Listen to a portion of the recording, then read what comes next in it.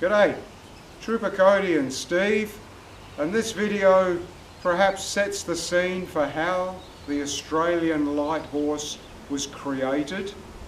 And so when you look back in warfare, what one tiny thing transformed warfare, changed hundreds and hundreds of years of tactics, training, and threw it all out the window. What is that tiny object?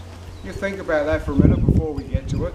So have you ever seen movies about the Napoleonic Wars or the American Civil War? And you see those guys marching shoulder to shoulder.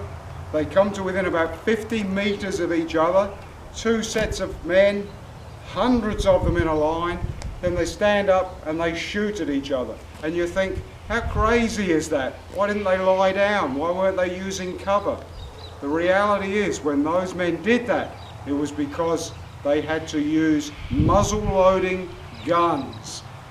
That meant putting powder in, putting a ball in, putting a wad in, ramming it all home. And you couldn't do that lying down. You couldn't do it behind cover. You had to be standing up to do that. The other thing is, you've heard of rifles. Well, rifles actually mean rifling, which is a groove in the barrel. That makes the bullet travel further, more accurate, straighter. And it does that because it causes the projectile to spin in the barrel. The trouble is, if you are muzzle loading a gun that's rifled, it is even harder to do that. That's why those guns were so inaccurate. So what was the little thing that transformed warfare and those guys shoulder to shoulder shooting at each other like that? You're probably going to think it's the bullet, but it wasn't. The little thing that I think transformed warfare as we know it is that little thing that's spinning there in that handgun.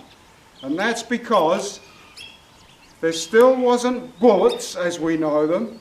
This cylinder had to be still loaded with powder and a projectile, a lead ball put on, and a lever pushed down to squeeze it tight, and it had to have a cap put on it, and it had to have some beeswax put on it so that when it rained the powder stayed dry. And you think, what a kerfuffle. But the difference is, men on horseback in the American Civil War, they didn't just carry one of these with 6 bullets. They carried, if you've ever seen the movie The Outlaw Josie Wales, it portrays it brilliantly. They carried 2 guns on their hips, they carried 2 guns in shoulder holsters, and they carried 2 guns in holsters on their saddles. That was 6 guns, that was 6 times 6 bullets, that's 36 shots. So these guys on horseback would see a line of troops standing with their muskets that could only fire the best the British Army could manage with 3 shots in 1 minute. You add panic to that, or being scared, anything like that, your 3 shots a minute are going out the window. So these men, 6 guns, 36 shots, would ride at these troops with their muskets, who would then fire inaccurate weapons. Meanwhile, the guys on horseback are riding into them. They were such great horsemen then. You've seen the movie Rooster Cogburn. He rode with the teeth, his reins in his teeth. To join some of these regiments, you had to be able to control your horse with no hands.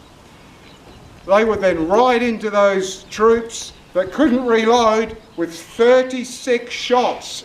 They would just empty their guns and then they would ride off.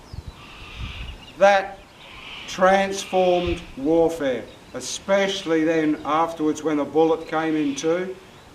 Getting a little long video here. More next time. Hope you enjoyed it. Make sure you subscribe. Cheers.